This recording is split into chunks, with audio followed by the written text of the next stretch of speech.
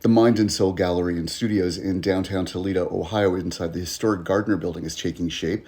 Artist Chris Chili Rodriguez and his business partner Connor Degnan are renovating 3,500 square feet on the building's first floor to create a new gallery, studio, and event space. And what began as a plan for 2,000 square feet expanded when Rodriguez decided the adjoining area could support openings, artist gatherings, and a personal studio. Artists need studios. Mind and Soul is a rebranding of the former River East Gallery, which the artists operated for about 3 years before outgrowing their previous location.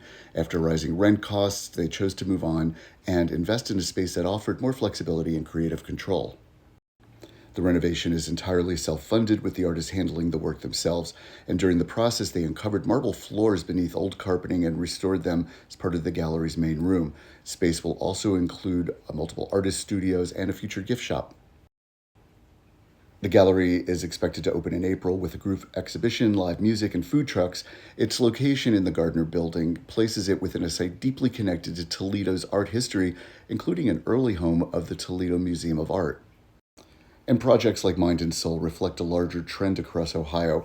According to the most recent Creative Ohio Economic Impact Report, Ohio's creative sector directly contributes about $32.9 billion in annual economic output, including salary, supplies, and operating costs, while generating roughly $923 million in state and local tax revenue, supporting over 132,000 jobs statewide.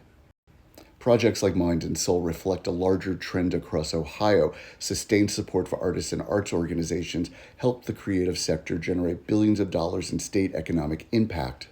I'm going to toss out some numbers. According to the most recent Creative Ohio Economic Impact Report, Ohio's creative sector directly contributes about $32.9 billion in annual economic output, and that includes salary, supplies, and operating costs, all the things that Rodriguez and his partner and the community spend.